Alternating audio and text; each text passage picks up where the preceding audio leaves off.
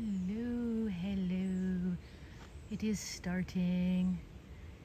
Can anybody see me? Is there anybody on the chat? Oh, I see 5 people now on the chat. Hello, people. Welcome, people. Can you hear me? If somebody can hear me, let me know in the chat. There's a lag between starting and when you actually get to see it. So I want to make sure that you can actually see what's going on before I start wandering all over the place.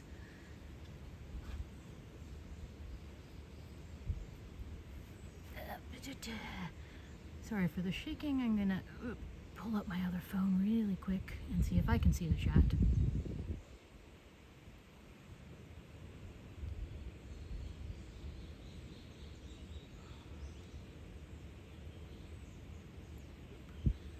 I see people. Hello, Chris. Hello, Jerome. Okay, so you can see me.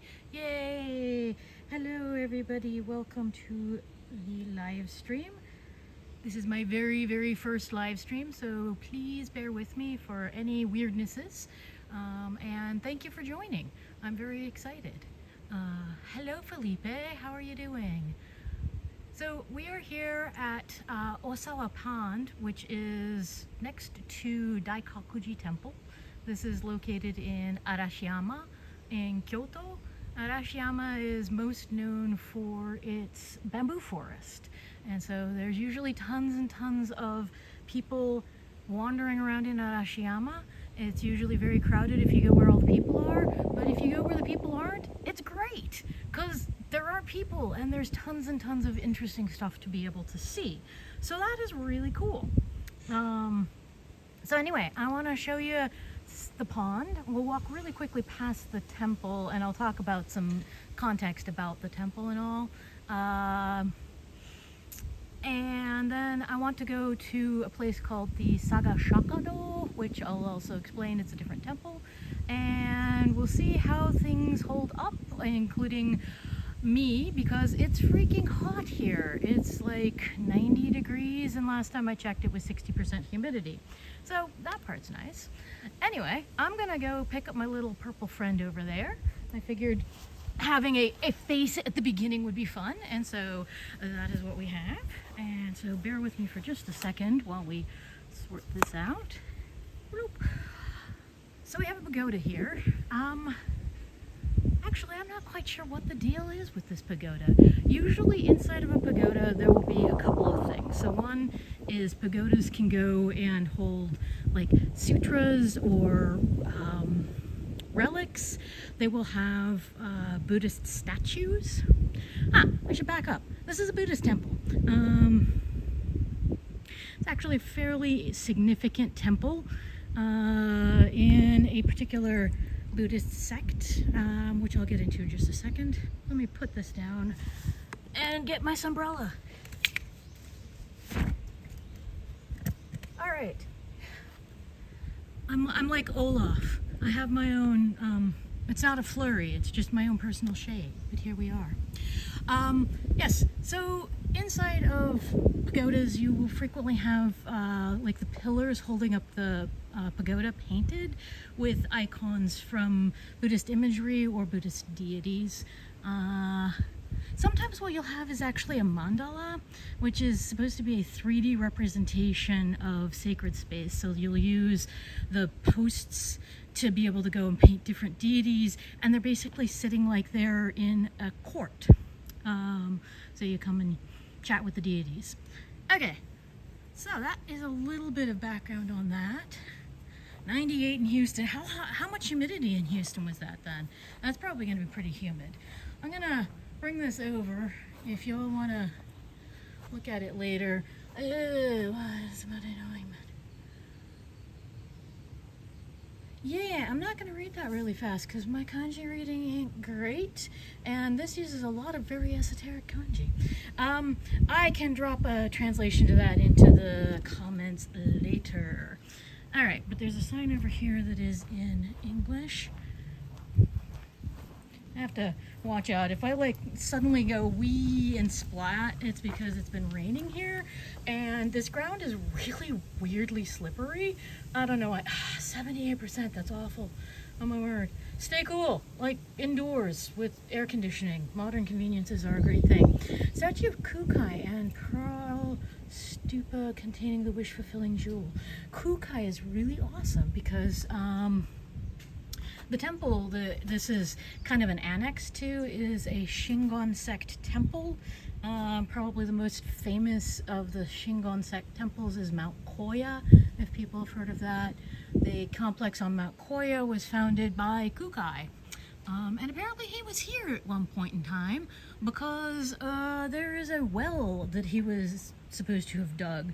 I'm gonna turn over there. There's a building over there, kind of a little thing. Apparently inside the building is a well, and Kukai is said to have dug it out himself. He was 9th century, so Heian period, very long time back. And like I said, Shingon sect of Buddhism. I'm gonna head towards the pond so we can enjoy some pretty stuff while I continue to babble about Buddhist sects and stuff. Hey, Esty Terra, bye-bye. Nice to see ya. John Paul, Sandy, Jerome, Chris, Felipe, and Cynthia. Hello, everybody. What is that hall over there? I'm gonna have to take a look at that in just a second. Oh, there are people here. Hold on. I'm gonna sneak around. I came here yesterday and there was nobody here. It was really great. But it was also raining and like 80 degrees and 90% humidity. So I think most humans sort of decided it was a good day not to be around. We have the lotuses blooming a little bit here. Let me walk around. It's a little bit early for lotus season, but it's not completely early. And so we're starting to get stuff. Oh, look, we have people who have done dress up and they're having fun. Okay, can you see some of the lotuses there? They're not quite open yet. It's still a little early for the most part. Aren't they pretty on the bridge over there? Thank you for posing for us. That's quite kind of y'all. I'm sure that's not your intention. But I'll take advantage of it while we're here. Alright. Usually lotuses bloom a little bit later. They'll start this time of the year, but the main time is late July, early August. And they are very, very hot because they all sit in water. They're an important symbol in Buddhism as a metaphor for even things that start in kind of gungy bad circumstances can grow into something that's beautiful. So, how do they make a lovely picture with a pond? I know, right?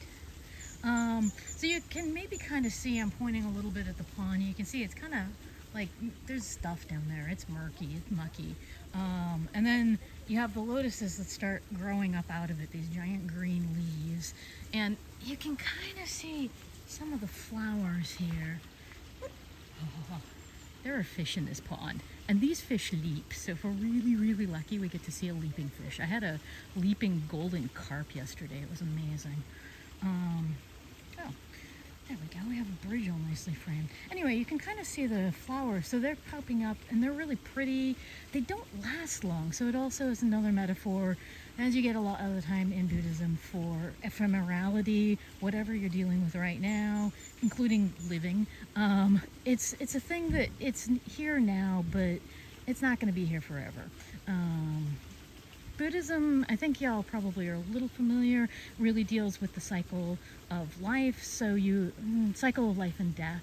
So you're born into this life to try and achieve enlightenment, by which it means understanding that like all of these decisions that you make, this is good, this is bad, all of that is a form of delusion. And what your goal is to figure out how to not be attached to any of that, so you can continue doing things in the world but not having it be an attachment, and not having it be a thing that, you know, kind of affects you and makes you unhappy and cranky. So that's kind of the goal. There's a lot of different Buddhist sects. They basically have fundamentally an agreement on the same goal. The details are just basically what do they emphasize? What's the most important thing to be able to achieve that goal? That is a really squeaky wheelbarrow. just gonna scoot past the gardener guy. They were out here yesterday trimming all the grass. It was pretty amazing. I'm gonna show you really quick. So this temple and the pond area that we're in particular, it's very famous a couple of times a year. One is we actually have a plum garden going on here. Sort of like my previous video. Apparently I have plum as a theme. I hadn't realized that. We're walking through what's called the Momiji Road. Momiji is a Japanese maple tree. And so in the fall, all of Arashiyama is really famous for its fall color. It's pretty spectacular. When you come to Arashiyama in the fall, yeah, it's gonna be crowded. Like, I know I'm saying, hey, this is the nice not crowded part, but there are certain times of the year you're just not gonna be able to avoid the crowds. Let's just sort of follow them quietly for a second. Oh, look at the pretty pond and the artistic flowers and pretty people in kimono. Oh, we have some water lilies going on in here too. Those are a June flower usually, so Moses I think is a little bit past peak season. I didn't get over here yesterday because they were cutting all this grass over here yesterday, so I didn't want to.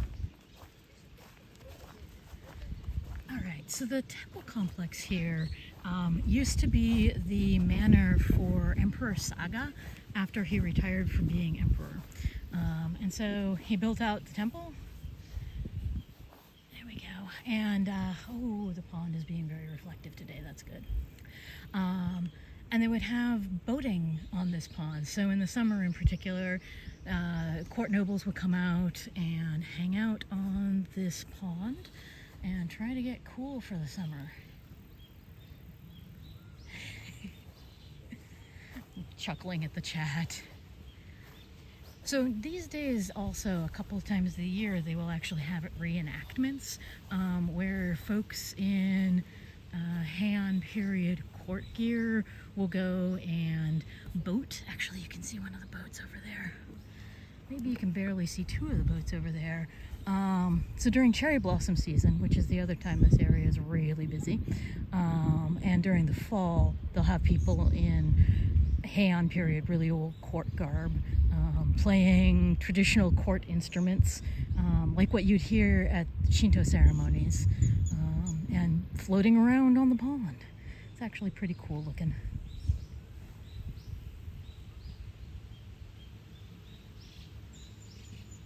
I need a head bonk emoji. Is everybody okay there?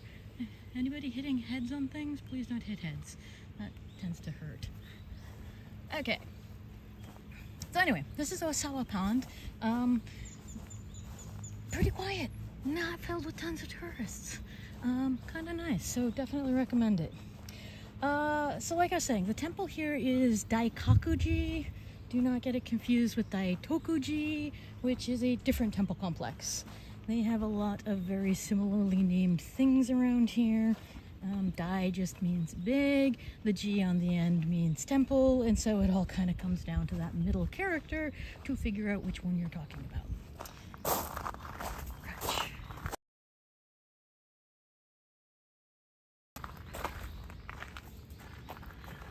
Nakosohashi.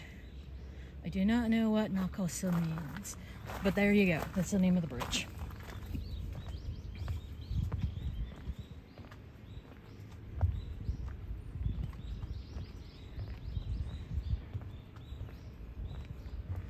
There's 19 people in chat. Hello everybody, welcome. Thank you for joining.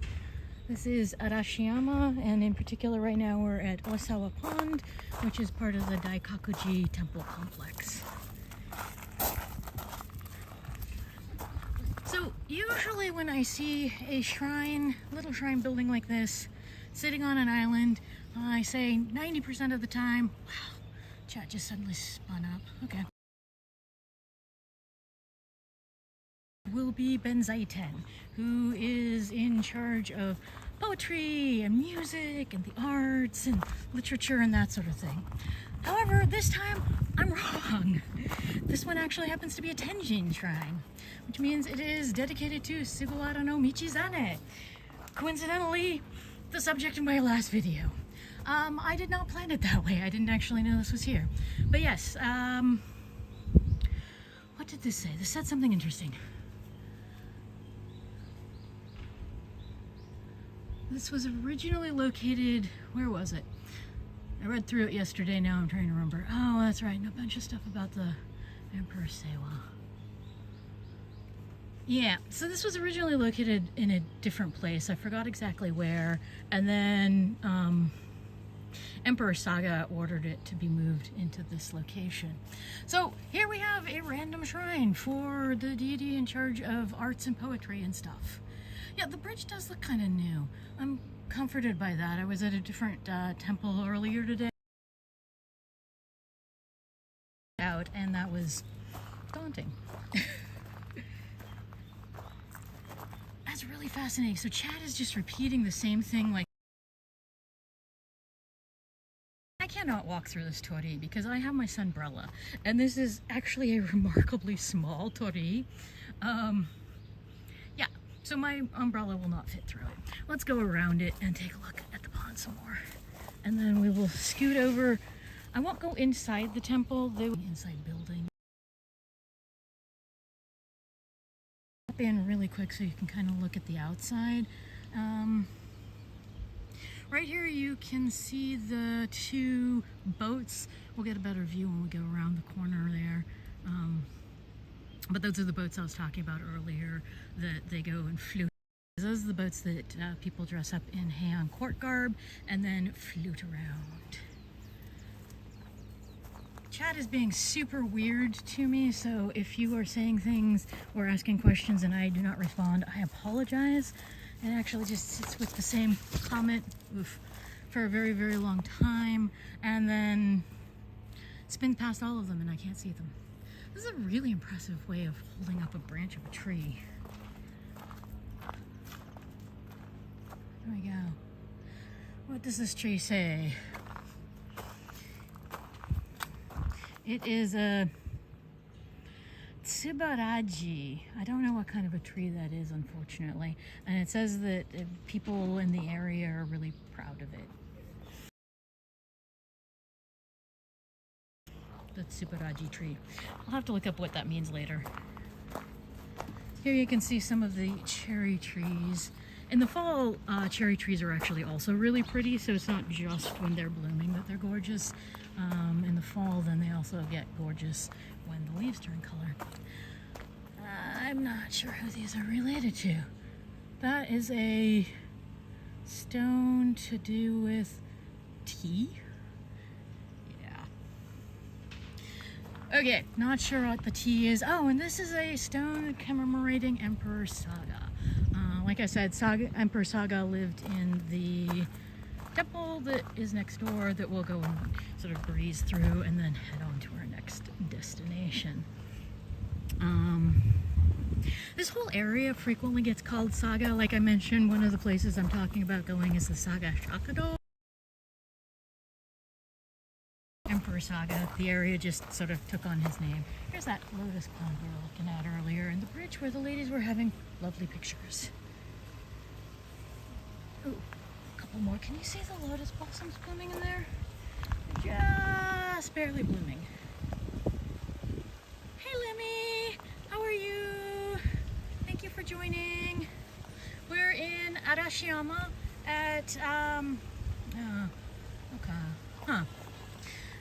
buffering a little bit, good to know. But yes, Lemmy-san, we are at Ozawa Pond in Arashiyama at Daikaku-ji Temple. And this is a Shingon sect temple. It's actually one of the 18 head temples.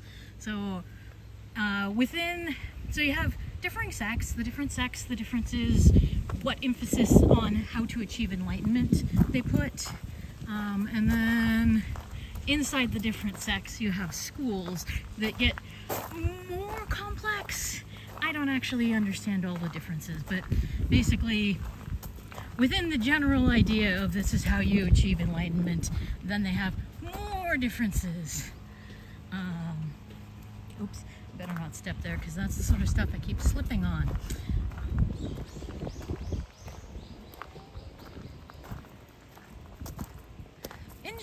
most of the different sects get along these days. There had been historic differences where things were a little less peaceful. There are super famous cases, like for example at Mount Hiei, which is a Tendai sect temple. It's a different sect. That Mount Hiei and Daikaku-ji is at the top of the mountain. At the foot of the mountain is Miidera. They're two different schools within the same sect, so they're both Tendai temples.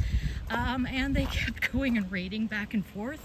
And there's a very famous story about a monk Benkei, Musashibo Benkei, he's really well known, stealing a bell from Miidera and rolling it up Mount Hiei. Yeah.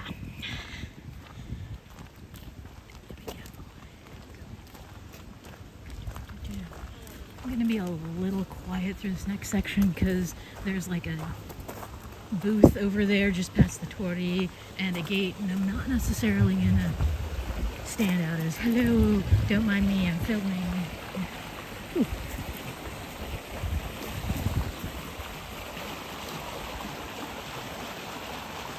Not sure what these flowers are. They're rather pretty. Let me sneak around. I also don't entirely know who this shrine right here is dedicated to. I couldn't find any signs about it, so that's not helpful. And it's having some restoration going on right now. So yeah. All right, let me sneak around so we can have another view on the lake and the mountains behind it. Yeah, that looks like an Inari shrine, yep. Shoichi Inari Daijinja? I don't know, something like that. It's an Inari Jinja. Hello, Inari-sama. And Inari is the deity in charge of rice and wealth.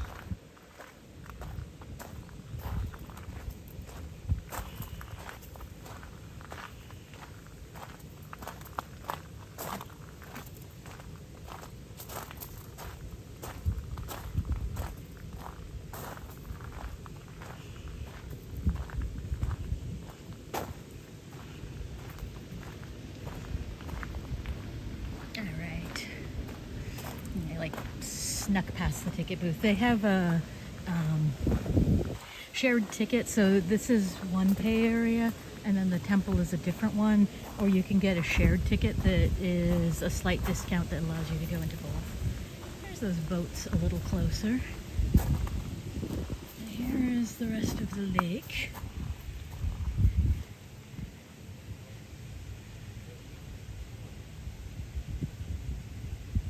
Oh yeah, the temples have gotten a lot stricter about people showing up in very, very casual wear.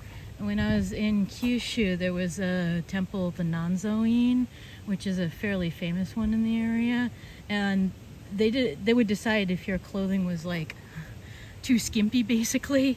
They would basically give you a wraparound skirt, and so like gents showing up in very short shorts got to wear a very interesting green wraparound skirt. Obviously ladies also, if it was too short, they'd be like, nope. Yeah, that is a boat launch. So that is where they will do, people in court gear will go, like hands period court gear will go and sit on the boats. And I assume some of them will be in the fall. It'd probably be composing poetry. I'm not quite sure if they do poetry in the spring, but usually about 2 times a year they will have them on the boats, and then they will go and hang out and float around on the pond the way that it used to be done. All right, I'm gonna spin around a little bit more. Here is just on the other side of the fence is the temple itself. You can't see a lot of it from here, but you can see a little bit of it. And you can see that they're like right next to each other, so people who were living in the temple when it was actually a palace residence would then just, you know, kind of walk through the gate and off into the temple. or off into the pond area and enjoy the pond. All right, gonna scoot on and head to a little bit, walk through briefly the temple next door and then head on to our next spot.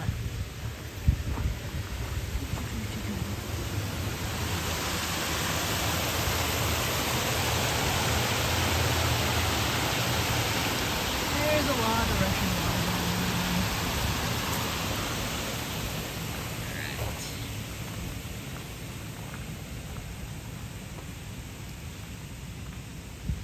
If you can imagine the hills over there in the fall when everything is turning different colors, it's kind of spectacular, or in the spring where all of it is just kind of pink because there's so many cherry trees up there. You can kind of see the orange bridge over there. That's where we were before. All right.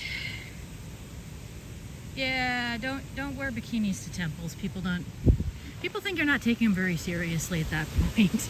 They're like, a lot of these temples are working temples, by the way. This one is actually a head temple of a sect. It is definitely a working temple. Oh, let me back up and show the map really quick. So this is the map of the pond in general. You are currently here.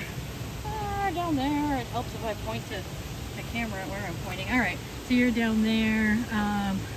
We had the gate that we walked through. You can go between the temple and the pond here if you have the right ticket. Oh, okay, that's Dainichi-go back there. I mentioned there was a building that has a well that was dug by Kukai Kobo Daishi. That's over here. Here's that pagoda that we started at. And the shrine on the islands dedicated to Sugawara no Michizane is over there. Alright. Moving on, and I'll sneak a look really quick. We have a tea house over here. I think it's a tea house. Pretty sure it's a tea house. I'll double check. That's kind of neat looking. I won't go in because the gate's shut now. Interesting. Okay, when I came by, the gate was open.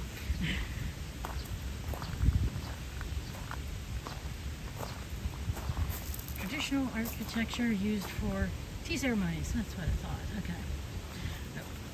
And there's the whole sign for anybody who wants to pause and read it later. That includes me.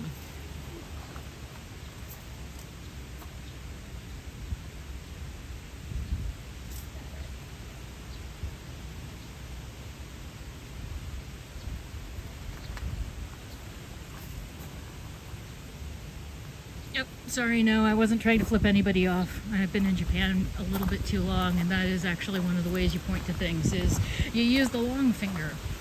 And so, yeah. Alright.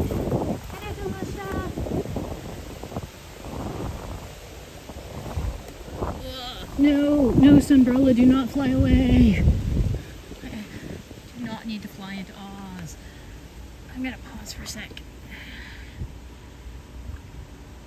Oh dear, now I've made the chat go away. That wasn't what I wanted. Alright. Fascinatingly, they have a rare thing here, which is sometimes you can find taxis. Arashiyama, for reasons that are unclear to me, despite being a giant tourist area, doesn't have a lot of taxis around. And so it's pretty common that you think, oh, I'll just grab a taxi, it'll be really easy. And then there are no taxis, and so then you have to walk half an hour, and then you think, why did I do this? This isn't fun. So yeah. Daikaku-ji is the end of the bus line, and they have at least 2 different buses that stop over here, and a little kind of semi-bus terminal here. You can catch it from buses out to Daikaku-ji from Kyoto Station, so they go directly out here, or you can pick it up at Saga Arashiyama Station, the JR Arashiyama Station. I'm gonna sneak into the temple area really quick so you can take a look, but I'm gonna be really quiet while I'm going through. This temple is a monzeki, which means that it's associated with an emperor or the imperial family, and so it usually gets funding out of the imperial household. And traditionally the main abbot would be not get run over. Traditionally the main abbot would be a branch member of the imperial family. Anyway, this thing that you're looking at says that it is Daikaku-ji temple. Gosho is the second, the three characters from the end. It's the ruins of the remains of a Gosho, and a Gosho usually in Kyoto at least is implying an imperial residence. Okay, I'm not going to talk as much for a couple of minutes just because I don't want to draw a ton of attention in here, but I do want to at least see a little bit of it.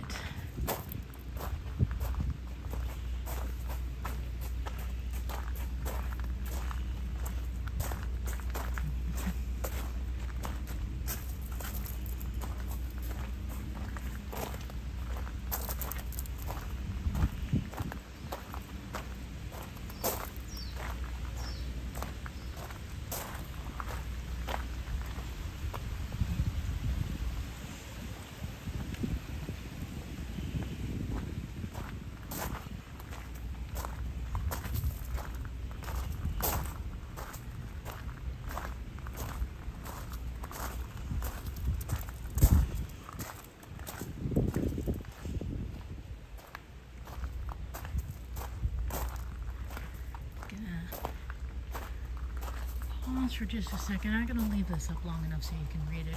If folks want to read it, please go back afterwards and pause. But yeah, background on the former Saga Palace Daikaku-ji. Oh, one thing that's kind of fun I've noticed is if you want more information, there's this QR code. Go back after the live stream, pause it, and you can use your cell phone to be able to go and scan the QR code and bring up the web page about this. Yes, staying hydrated is a good plan. I should probably do something about that soon. Alright, I'm going to sneak in really quick. I'm not going to talk because, yeah.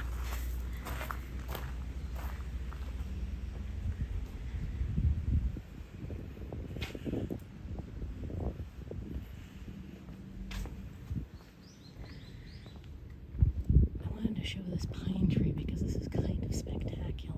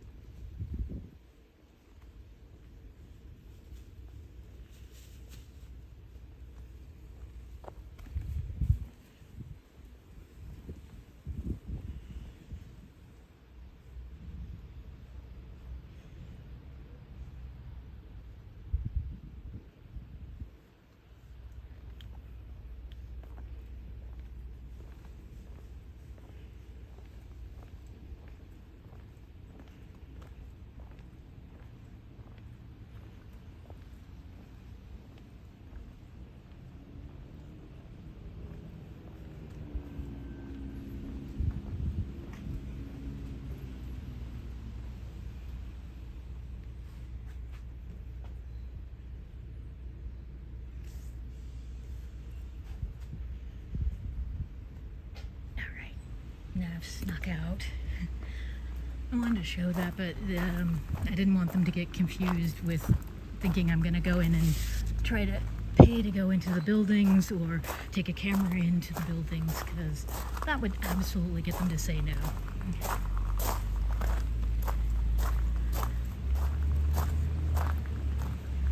I'm going to actually pause up on these stairs and pull out a water bottle so that I stay hydrated, because it feels so much better out here today because there's not 90% humidity, but it is 90 degrees out, so yeah.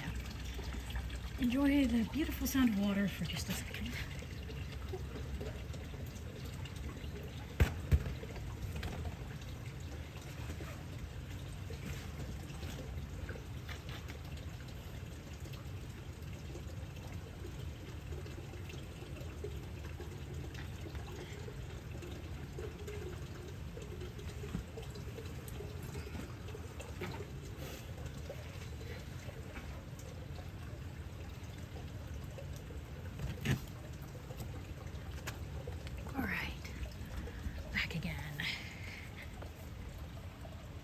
I know, right? I love these roofs. The roofs are beautiful. Through this bit is actually the temple head office. So it's not exactly a tourist spot. But yeah, it's a very pretty building. Okay, we're gonna head on. So we have a little bit of a walk, not a long one, to the next spot, which is the Saga Shakado. So Saga, everything out here ends up being prefaced with Saga, to reference to Emperor Saga when he lived out here. It's a pretty common thing with particularly older Japanese names that areas would get kind of associated with people, and then you refer to the person by the area name, and you refer to the area also by the same name. So it gets a little complicated sometimes. All right. So this is just a residential neighborhood at this point now. We're still in Kyoto City, so Kyoto is both a prefecture and a city. And yeah, this is part of the city. It's just a very quiet part, except for the backhoe. The backhoe is not a quiet part, but the rest of it's nice. Every now and then you get these stone markers that give you directions to stuff. Most of them look like they were put up in the Showa period, so 1925 to 1989. Fairly recent in that regard, which is something, because they look a little worn. And well, it rains a lot in Japan, so things get worn. This is several houses that are going to be going up, I bet.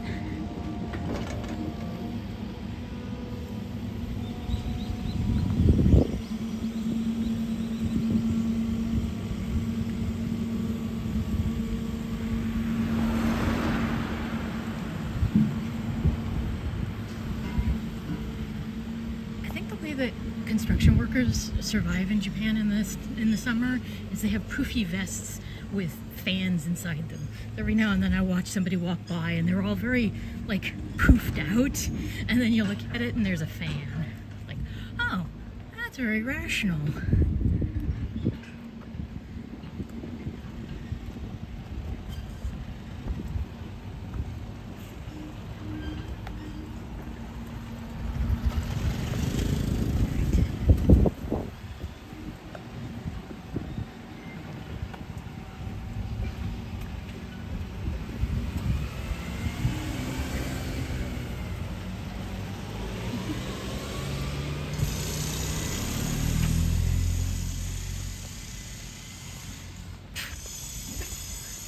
Yeah, I was talking about how nice and quiet it is, and then the construction happens and tons of cars.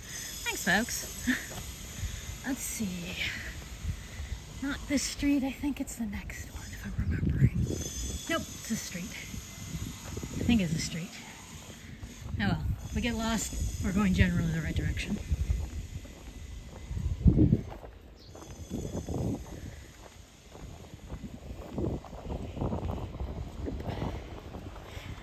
Anyway, so let's see, we're headed to the Saga Shakado. Called that, the Saga part just indicates it's in Arashiyama. Shaka is the name in Japanese for the historical Buddha. So he lived in India a while ago. I forgot exactly when. In Hindu? Apologies, I'm not quite sure on that one. It's Sakyamuni. Apologies for my pronunciation. Not my language group, unfortunately. He was a prince in India and achieved enlightenment. And then he taught for a while and then passed away, or passed on to whatever happens after you achieve enlightenment. And that is the foundation, historically, of Buddhism.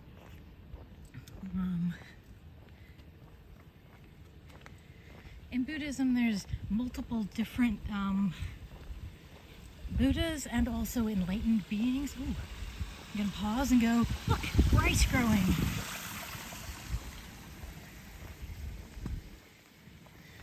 This rice got planted a while ago.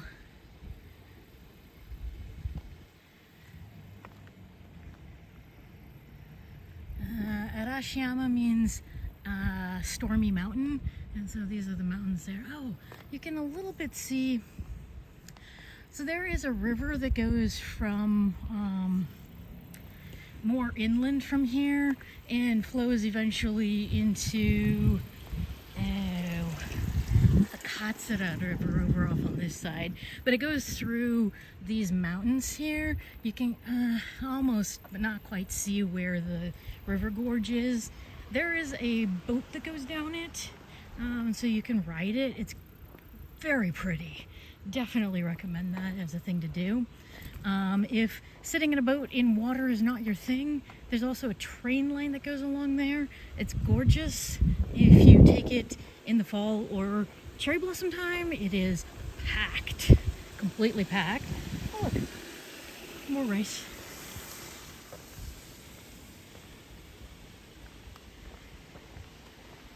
But yeah, that particular gorge that goes between here and then further inland is spectacular. Highly recommend it. That way goes out to the Adashino Nembutsuchi, which has all these really pretty statues, like moss-covered little stone lanterns and moss-covered little Buddhist statues. It's really nice.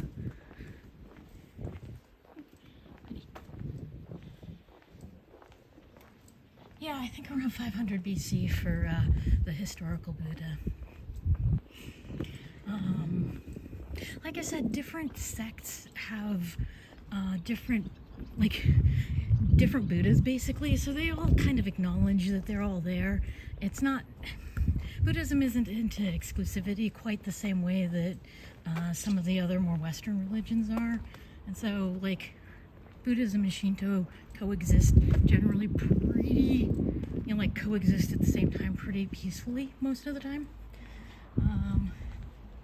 And actually have a lot of crossover.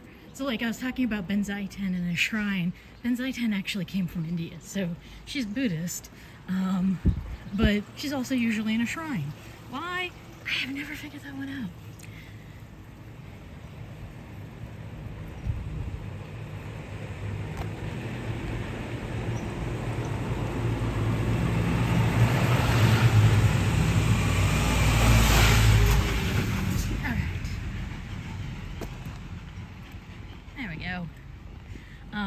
But it's not uncommon to have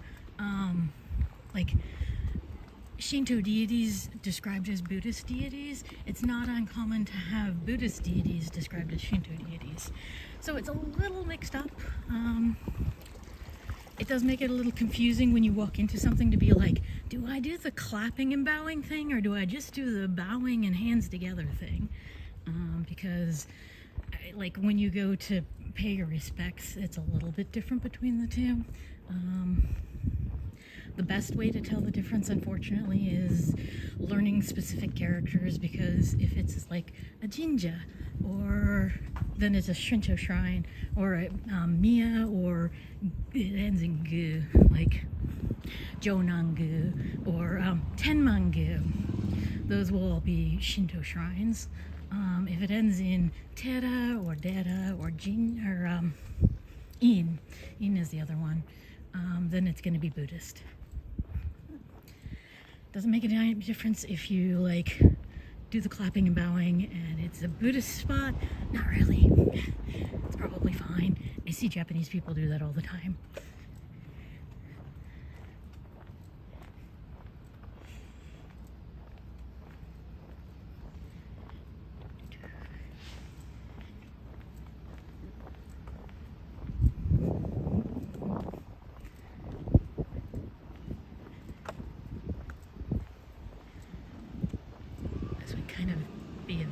Chill place to have an apartment.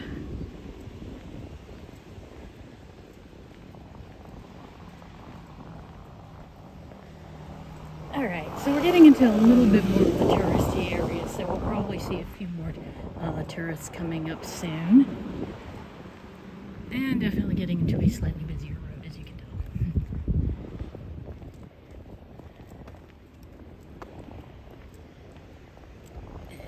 Sign up there is if you're looking. Oh, nice.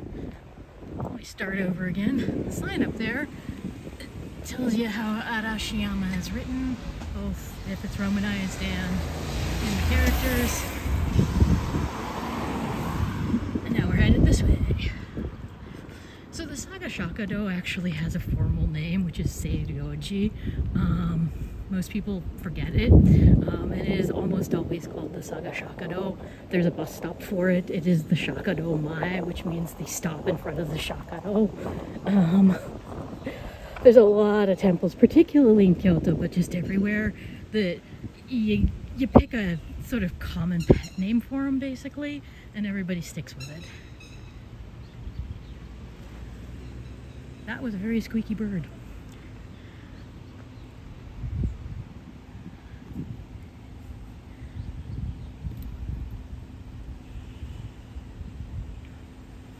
Oops.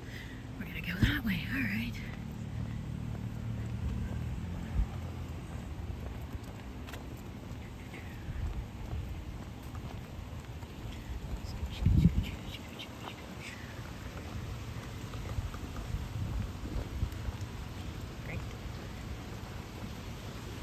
There we go. Now we're across the street.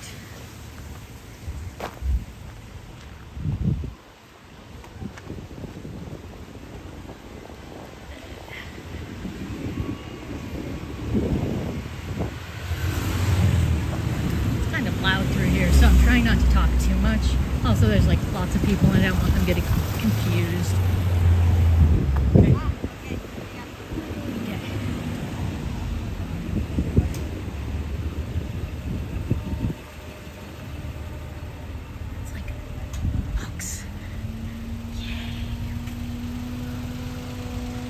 That was a bus with a whole bunch of books in it.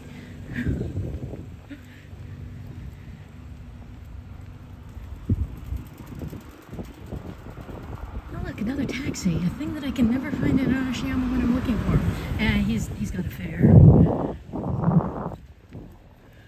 There's a little sign up in the front right corner as you're facing a taxi that tells you if they have a fare or not. Of course, they're all written in Japanese, so if you don't know the kanji, that's not as helpful as it could be.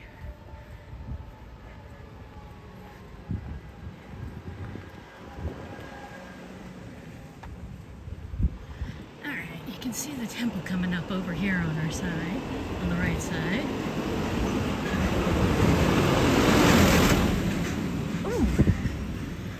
There's a couple of rickshaw. Jinriksha. You can get rickshaw in through the Arashiyama area. I usually don't see them this far out from the main tourist areas, but hey, neat.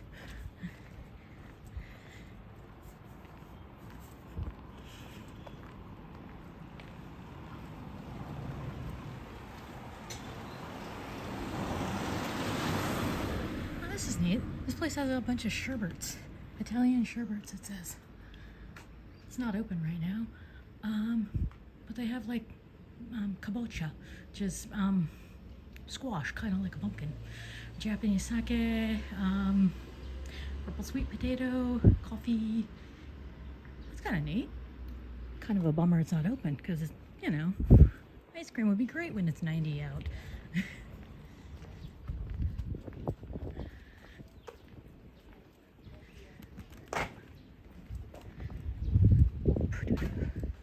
Alright, so this is the Saga Shakado, aka Seiryoji.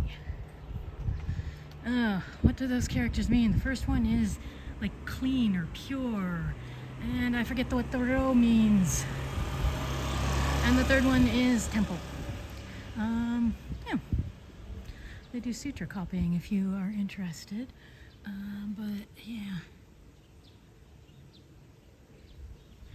Yeah, the footpaths take getting used to here. I did a pilgrimage through Chichibu, which is an area up in the mountains outside Tokyo, and Google Maps kept sending me down these teeny footpaths on a bicycle that I'm like, why am I here? I could just take the road that's right there. But no, teeny paths that were very confusing. We'll walk into the grounds here really quick, but again, this is another one where I'm not going to go inside the temple itself. Got our buddies here, the Neomon. Well, Sorry, the mon is the gate that I'm in. This is a really big gate. You have the Neo Guardians. One will have his mouth open. He is saying ah, and the other one has his mouth closed. He is saying n, which it represents the beginning and the end. And we have a sign. Pure Land sect. So this is a different sect from the last temple that we went through. This one has Amida Buddha as the central Buddha. It's kind of interesting because it's a Shaka hall. Amida and Shaka are different Buddhas. Yeah, so Shaka is the historical Buddha. Amida, I don't recall his origins actually, but he is usually the central deity for Pure Land sects. So it is the Jodo sect or the Jodo Shin sect, which is the Pure Land sect, or the true Pure Land sect. They're two different sects. If you've ever been to Kyoto, there's a giant temple really close to Kyoto Station that is the Higashi Honganji, the East Honganji Temple. That is a Pure Land sect. Actually, I'm pretty sure it's Pure Land true now that I think about it. Yeah, so the Pure Land sects, the main doctrine is basically, it was founded with the idea that the founder for the sect said, look, all the Buddhist sects up until then had emphasis on like doing good works, like building temples and like copying sutras and doing a lot of the rituals, which Shingon sect is very into symbolism and ritual, and lots of chanting, all these things that he's like, that's great, but it takes a lot of time, and most people don't have that time.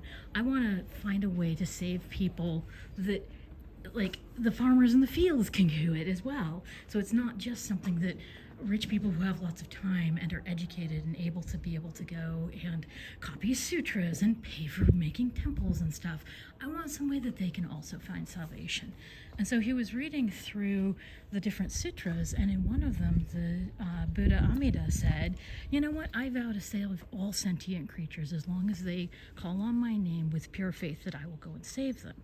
If they do that, even just once in their entire lifetime, at death, I will come and I will take them to my paradise in the West, where they'll be able to focus on achieving enlightenment,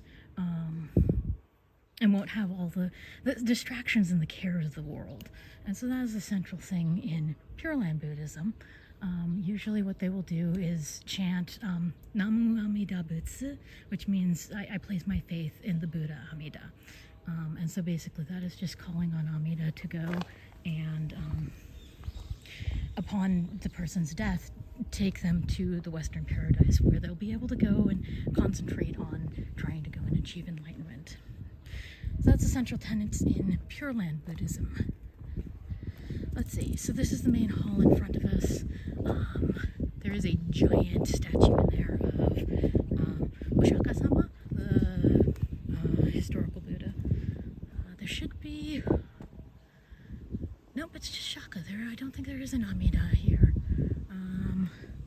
This one is a temple on what's called a 12 Buddha sect, or sorry, a 12 Buddha pilgrimage. And the idea on a 12 Buddha pilgrimage has to do with the concept of what a soul passes through after they die. It's kind of interesting. I was just saying, you know, for people in Pure Land Buddhism, they will call on Amida Buddha to come and take them to the Western Paradise. For people where that doesn't happen, there's actually a series of going before the judges of the dead and going through having their life judged and deciding where they go next. Okay, I'm not quite sure who is in the pagoda. This looks very likely that it probably also stores sutras.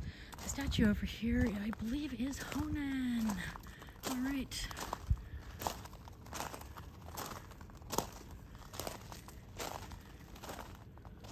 I might not be right. I think it is, though. Hold on. Let me go and look for a thing. And by thing, I mean a sign. Does this describe something? Yeah, Honen Jonin. Okay.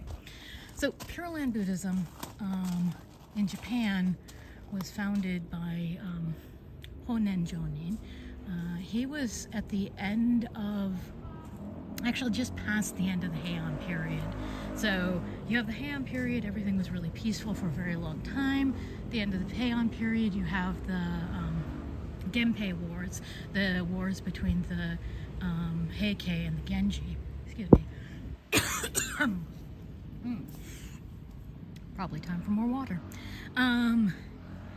Anyway, so it was a very chaotic time, and things changed a lot, where the emphasis on power shifted from the court as central for the power to the warrior class being central for power. That was the end of the 12th century. That was a pretty big societal change, and so a lot of new religions came out of that as people tried to deal with, look, society has been changing. Let me go find somewhere to give you a lovely view while I go and grab some lovely liquid.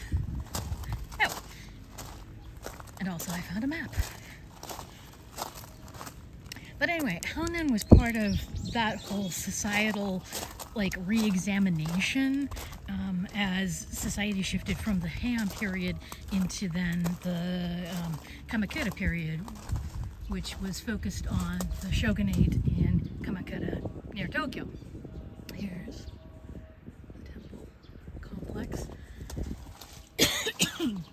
Excuse me. Let me just put this down for a sec.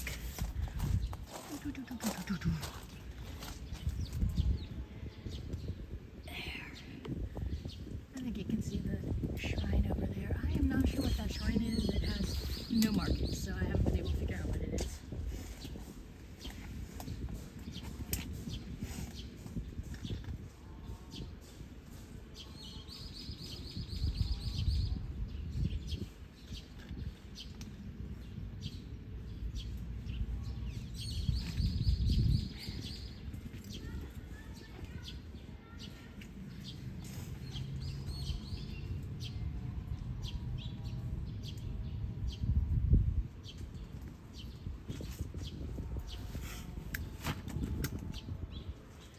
Alright, back again.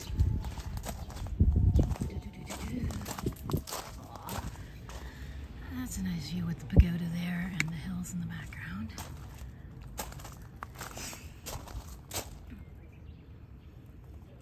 Yes, Heikei Monogatari. Alright, anyway, Honen spent some time at this temple. I forgot when, and I forgot exactly what he did. I remember he was here partly because of the statue, but mostly because I once did a pilgrimage that's 25 sites dedicated to Honen, and I came to this temple for that. This temple is actually on 4, I think, different pilgrimages. Yeah, I've come here many times. It's a nice temple. It has a garden around back. It's a small garden. It's rather pleasant. You have to pass through the main hall to get to it, so I can't really show it to you, unfortunately. I'm gonna turn around. So one of the really impressive things about Honen wasn't just that he wanted to have non-rich people, peasants, be able to go and be saved, but he also was the first in Japan really to say, hey, women should be saved too. Up until then, it had really been focusing on men. And again, primarily, men with some means, because you had to be able to go and copy sutras, which meant you had to be literate. And that meant you had to have time to learn things, and you had to have time to write things. Or you had to be able to go and build temples. Well, that takes a lot of money, so not everybody can do that. So he was incredibly egalitarian. And so yeah, he's pretty nifty in terms of founding on religions. Oh. A second ago there were the rickshaw. It was very nice, but now there isn't. I'm going to turn around. Alright, so this is the Saga Shakado, also called Seiryoji if you're being formal, which sometimes I do. Alright. I'm going to scoot really quick to one last temple, Nihon, because the walk is kind of nice, and I really like the gate there. Not that the gate is necessarily visually that impressive, but the story behind the gate makes me excited in a historical kind of way.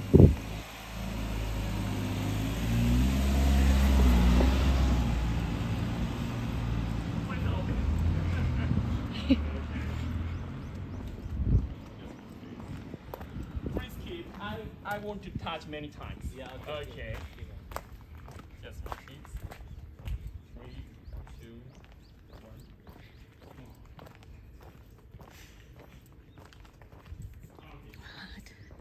Usually they have shaved ice here, but it looks like they're closed today.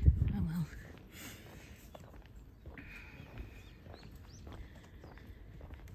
As you can tell, we're getting into the slightly more touristy part. Although I say that and you're going to be like, what do you mean touristy? I saw like 2 tourists.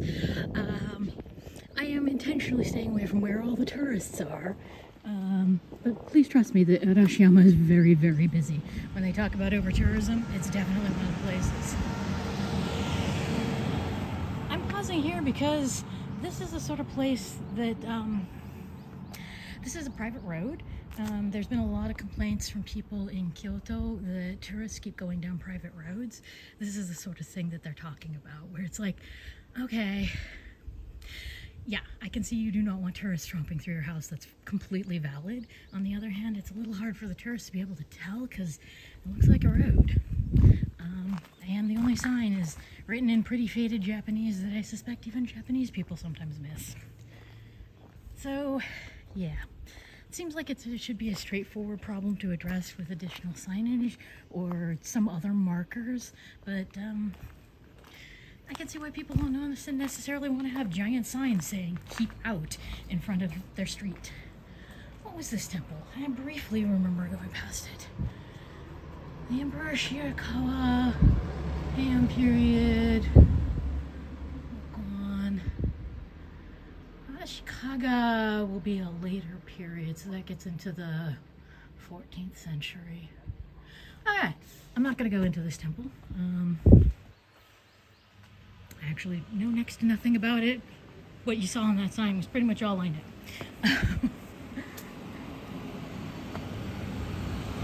Alright, gonna scooch along.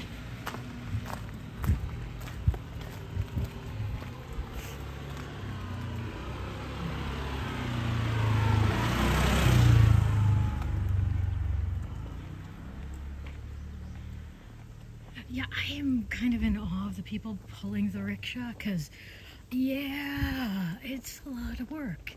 And the weather here is not what I would call the most friendly.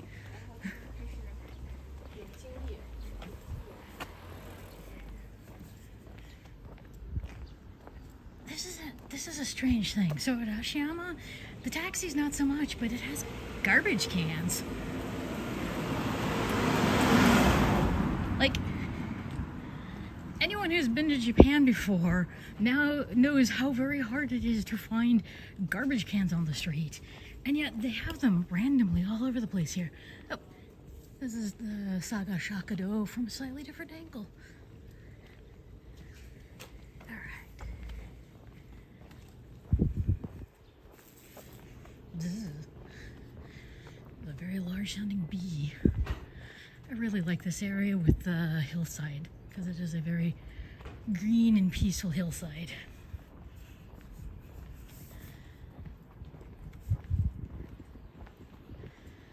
So this is kind of getting into a more touristy area. You can see with the cafes, a lot more stuff catering to just walk through tourist traffic. I'm gonna pause so this guy can come through.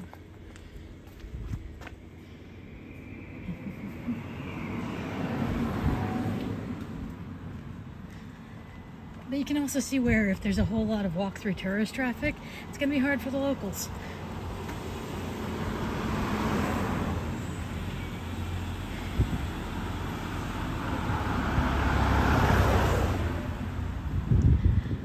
Let's see, there was a sign around here that I wanted to pause and look at because it has to do with the founding of the poetry collection that the Japanese card game Karuta is based off of. I'm like, huh? I didn't know that was out here. That's kind of neat. Let me see if I can find it.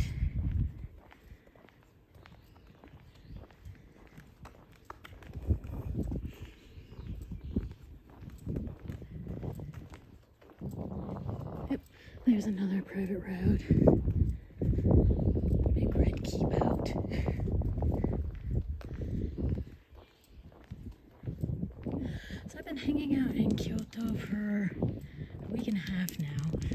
not my first trip. I've been to Kyoto many times before. One of the things I kind of wanted to do while I was here is really look at, like, where is the over-tourism? What's the impact? How is it showing up? And kind of think about, okay, what are things that would make sense to be able to try and help address that? One of the main things I've noticed is it's pretty centralized. So there are areas that are absolutely overrun, and there are areas that are very calm and quiet.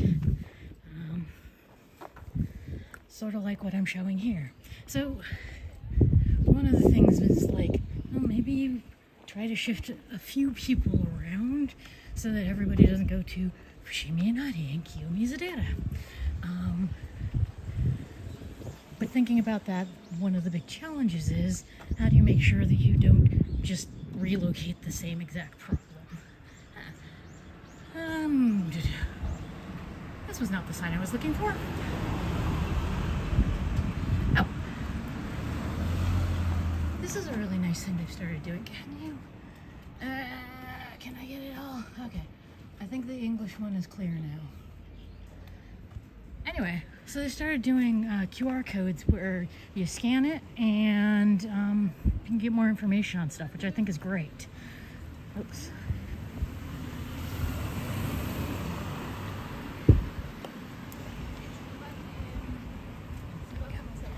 It cuts down on needing to go and like put multiple translations, like signs with multiple translations, but it expands, making it easy to go and like update new translations and add more languages. So I think that's kind of an awesome idea.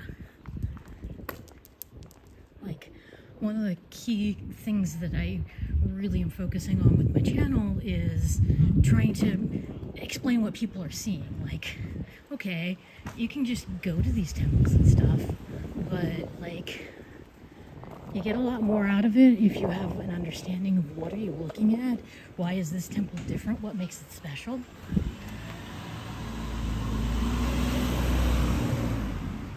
Versus, oh look, it's another temple, it looks kind of like the last one. That's where the difference is, where I can just always find new temples that I'm interested in, versus tourists who are like, oh look, it's another temple, it's the third one I've seen today, next.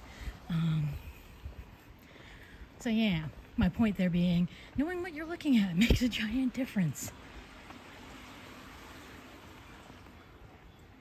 Yeah, not a lot of sidewalks. Japan usually does not do sidewalks.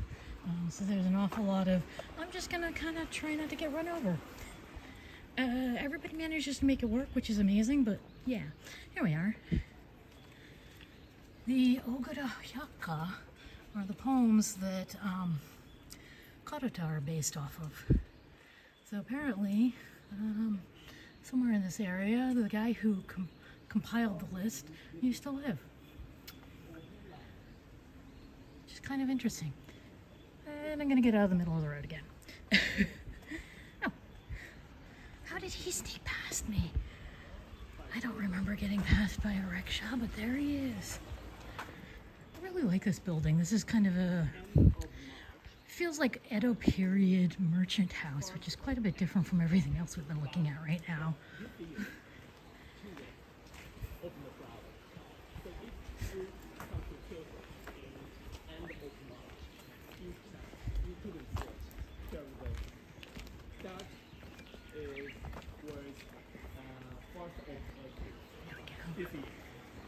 These are probably incredibly expensive houses, as I recall.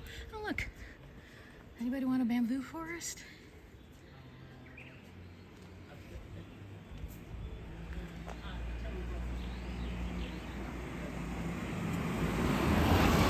Yeah, all right.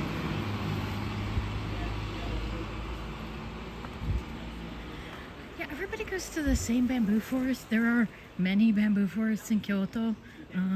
There's a couple of other places that have good bamboo forests, but apparently, for some reason, the one that everybody knows about is in Arashiyama, so it is over-touristed. It's always very crowded, and is starting to get effects of people, like, carving their names in the trees, which, don't do that, people.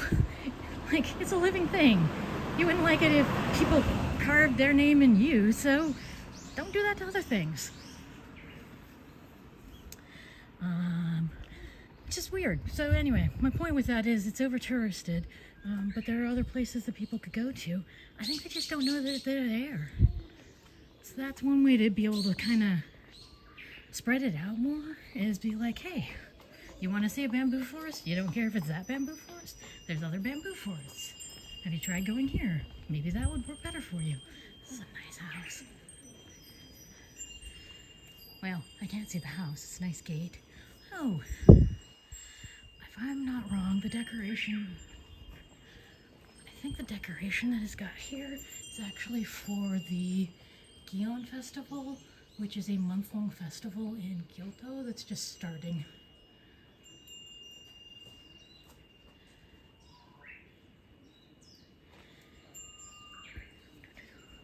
All right. Oh, here we are. Nisonin.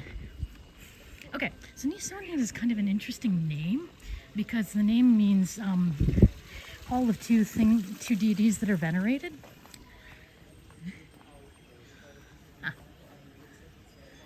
Oh, and there's lots of other signs back there. Todoko, the old street. Okay. All right. I'm reading the signs in the back. Sorry, it's kind of gotten lost. So the top one says it's the Sagano route. Like, this is where you walk around in Sagano. This area is called Ogona. Wow, look, more trash cans. It's just the weirdest thing. Like, everywhere else in Japan, you can't find trash cans, but you come out here, and because there's so much tourists, they decided, okay, we'll start putting out trash cans. Which is great, but it has the downside that now people have to come by and get trash out of the trash cans. And if you leave it out like that for too long, like rodents and birds get into it, and then your trash ends up everywhere, which sucks. Ogura. Okay, so ogura is a type of red bean paste. It actually apparently originated out in this area. Very tasty stuff. Third sign down. It's some kind of a museum. The Sagano doll house. Ningyo no ie. I don't know anything about that, Kyoto. Interesting. Okay, so yeah, there's apparently a museum dedicated to dolls here. The Rakshasa. The Rakshasa, I might finish there, is really associated with poetry. Daikaku-ji, I'm not going to because it is a pay area and it's a whole lot of stairs. Y'all don't need to listen to me hop upstairs. Let's see. Fifth one from the top, the Adashino Nenbutsuji. I mentioned that one a little bit earlier. It was, it has all the statues and lanterns covered in moss. It's really pretty. Not a lot of people get out there, so it's very peaceful. And Gyoji. Gyoji actually showed up in the tale of the Heike. It was a very, very sad tale because most of the tales in the tale of Heike are sad, where there was a courtesan. She was highly favored by Taira no Kiyomori, I think it was, if I'm remembering correctly. And then there was another courtesan who was getting popular, but Taira no Kiyomori was like, nah, I'm not interested. And the first courtesan was like, yeah, I feel bad. You should at least let her in and like play for you. And so he did. And after that, he was like, you know what? I like her better. And so Gyo, that's right, Gyo was the first one, was like, oh, okay, well, I guess I'm not popular anymore. And so she got cast out and eventually, at the mature age of 19, decided she was going to shave her head and become a nun, and moved out to the temple here at Gyoji. Not much longer. The other courtesan felt bad that this is what happened, and so she also got kicked out and replaced by somebody younger and cuter and came to live with Kyo. It's a sad tale. Okay, anyway, underneath Gyoji, so the third one from the bottom now is the Todoko Railway. It goes through that gorge that I was talking about. It's really pretty. The second from the bottom is, it's a line of preserved merchant buildings from the Edo period that's out near the Adashino Nenbutsuji. It's really nice. And then Nonomiya Jinja is, I believe, a temple for and Mississippi, so it's like getting luck in love. It's in the middle of the Arashiyama bamboo forest, and so it's really crowded. I've been there a couple of times. It's always really crowded. Yeah, I don't go there that often. These hydrangeas are really pretty. They're getting kind of tapped out. It is definitely the end of hydrangea season here. They are associated with the Tsuyuame, which is what is making everything so freaking muggy today. But Tsuyuame usually starts a lot earlier. It was like 12 days or 2 weeks later than usual this year. So we had great weather in the beginning of June, and it's been kind of now that we're into July, which is a little weird. But yeah, weather's weird everywhere. Okay, this is kind of a neat temple. I'm not going to go into it because they don't look like they're kind of set up to have people come through, really. Kuenji, I think is how you read that. I'm not sure. But yeah, it's kind of a cute little temple. Very, very peaceful here. I'm gonna just walk up to the gate at least. And I don't know who is venerated here or any of the history of this temple. So that's not as exciting. It's much more fun when you know all the stories. It does have, I see, hagi, which is Japanese bush clover, which blooms usually September. Yeah, I'd say it was kind of the end of June this year. Like when I was up in Tokyo, the Tsuyu still hadn't actually started. All right, yeah, this one's kind of interesting. So they're like, if you're just coming in and looking, pay 100 yen. If you get a go shoe in, you don't have to do that. Like, okay, that's interesting. Anyway, okay. Next temple is the one I'm looking for, which is Nisoni, and I'm gonna not go into that one also. I think they'd probably be pretty chill if I went onto the grounds, but I don't want to push it. And also, the exciting thing for that one is the gate. And really the story behind the gate. Oh, look, more hydrangeas.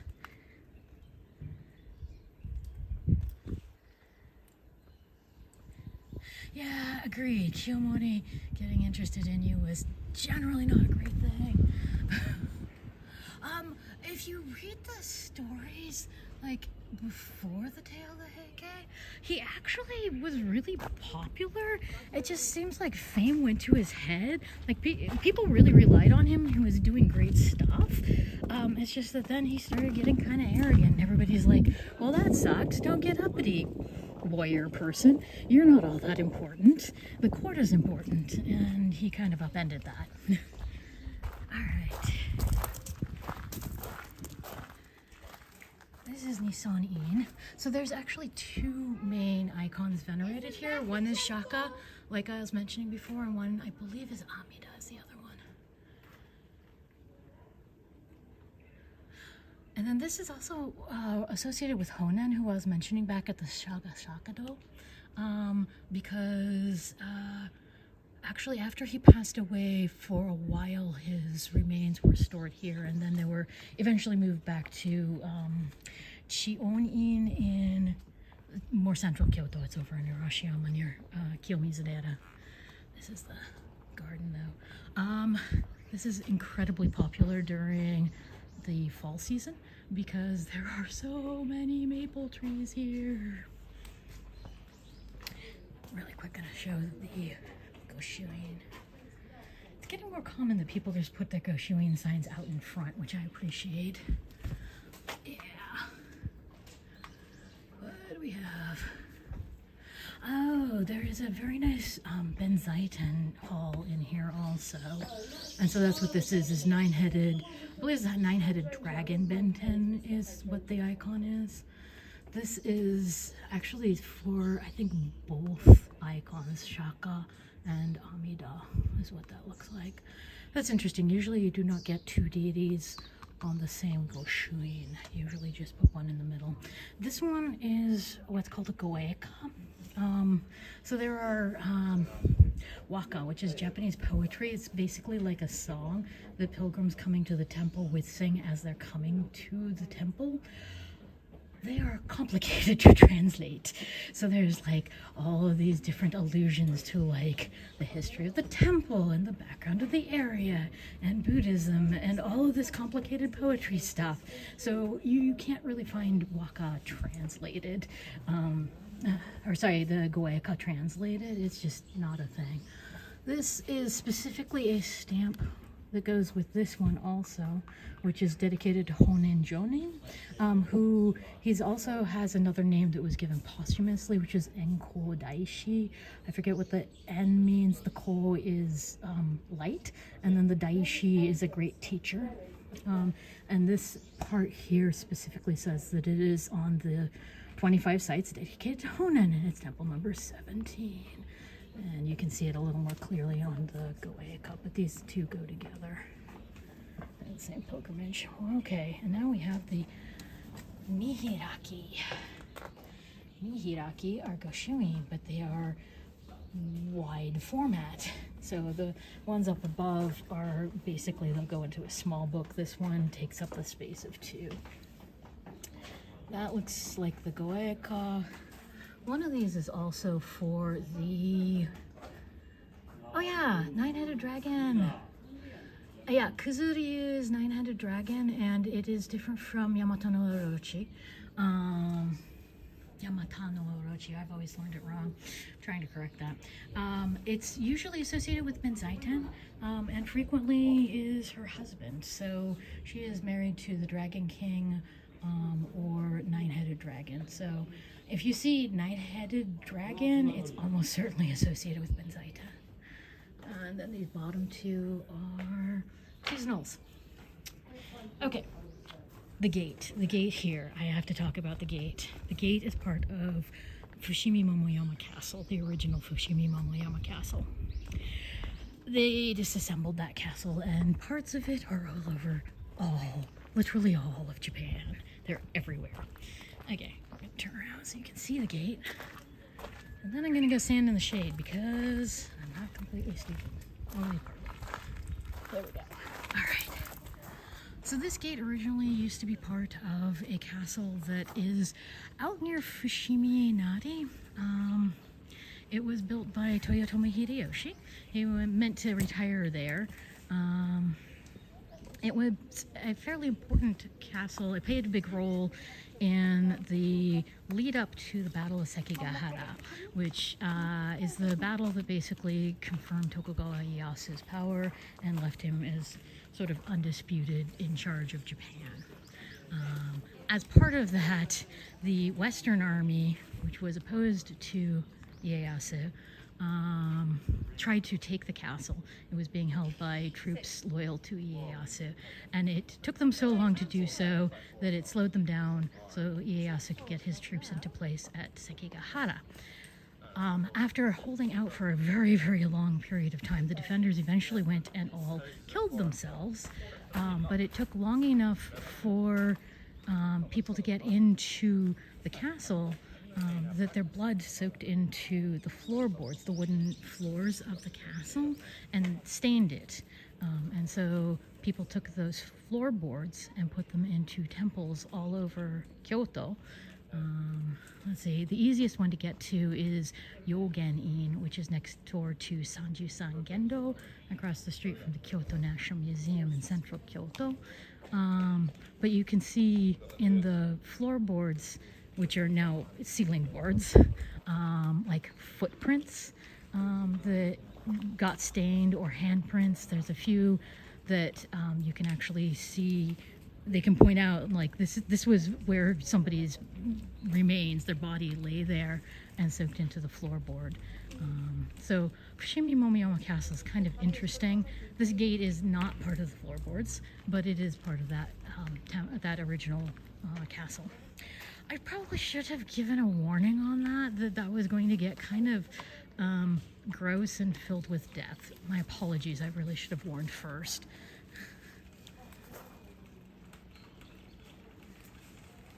All right. So anyway, I'm always excited by finding pieces of... and my umbrella's in the way, sorry.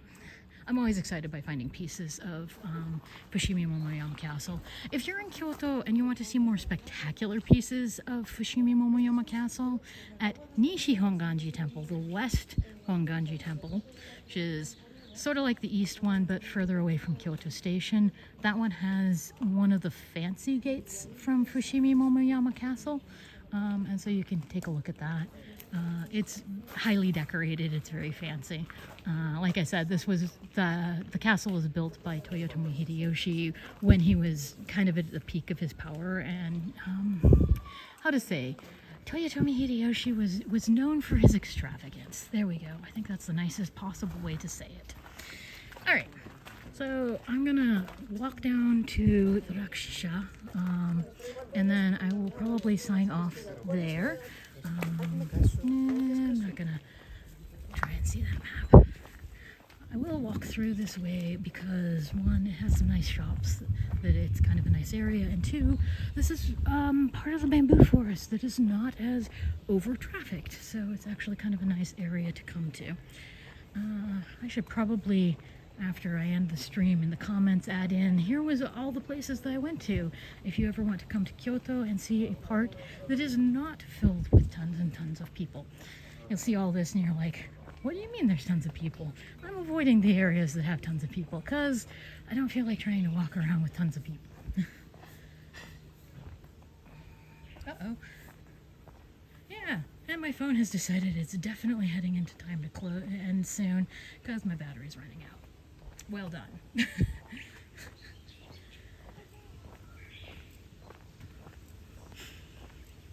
So this is a little bit of a bamboo forest, just giving a little bit of a taste.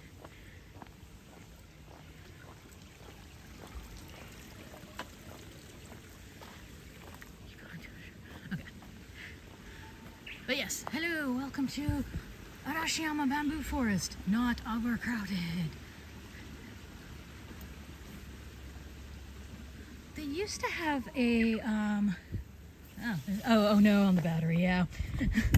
They used to have the Arashiyama Lantern Festival in December, so right as the fall color ended, they would have a thing where they would light up the bamboo forest, and they had lanterns basically all the way from here back to the train station, which is probably about a 15 or 20 minute walk from here. And it was really nice, and they ended it in 2020. Like, oh well, that's unfortunate. I have no idea why they ended it. This is like a fancy looking bathroom. It doesn't look like a bathroom, right?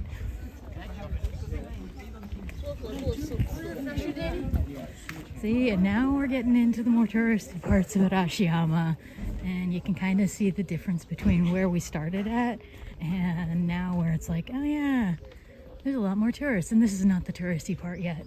We're still not into the bamboo forest.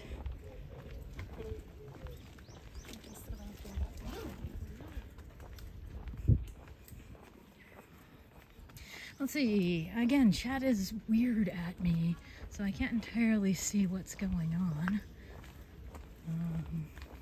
So again, I apologize if there were questions and I didn't see them. I'll go back and watch the replay and read through everybody's comments, and if there were questions, I can answer them in the comment section.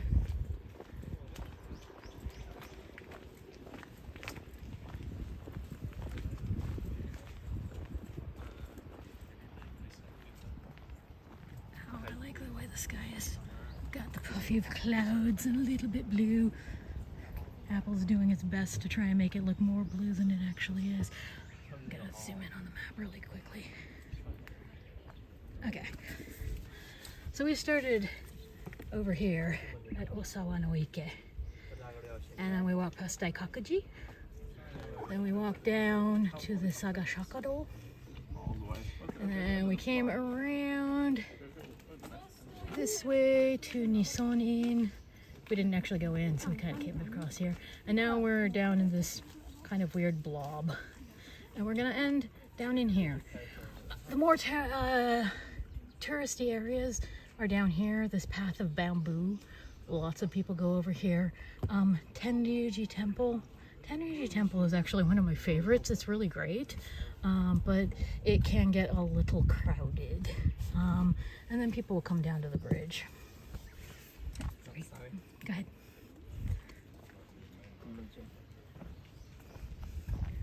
I like that one guy's shirt with the cat and the fish. That was neat.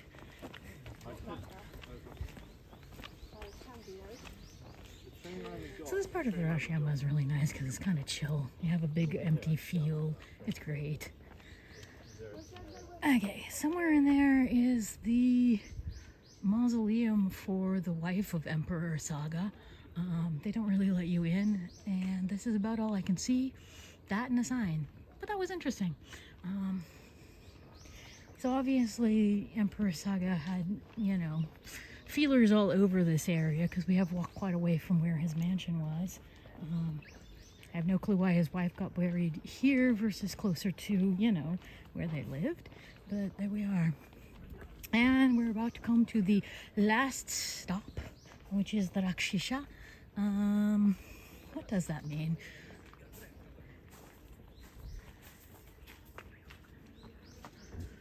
Oh, it's the falling persimmon. How do you say that in English? Not a hut. Hermitage. It's the falling persimmon hermitage. And it had a lot to do with one of the disciples of Basho.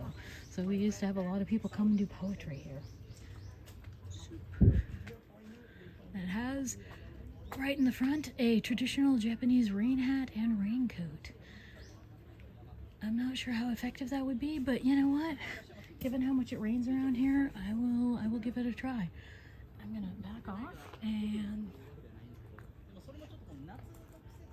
okay. There we go. And with that, I will say, everybody, thank you so much for joining. I am delighted that people have found this interesting. And if you are in Kyoto, I highly recommend these areas. Really nice. Going into Daikaku-ji is really pretty, and there's a couple of the other temples that we didn't go to, like Kyoto-ji. They're really, really nice, and all of this is significantly less touristed. 嵐山だけ検索したらあそこになりますから。あ、だから調べました。 And yet, you get some classic tourist stuff, so that's kind of awesome.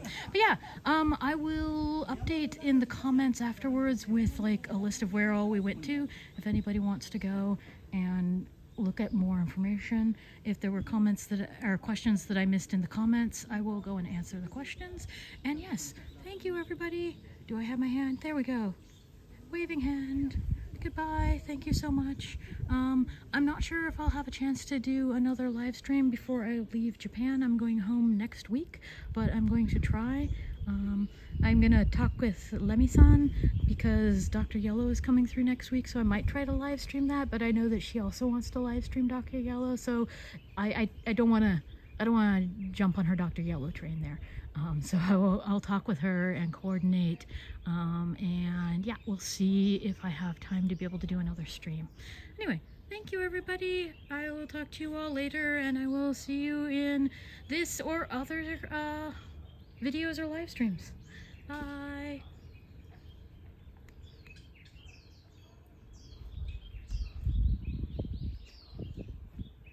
And I'm trying to stop and not ending. There's the end button. Ha ha.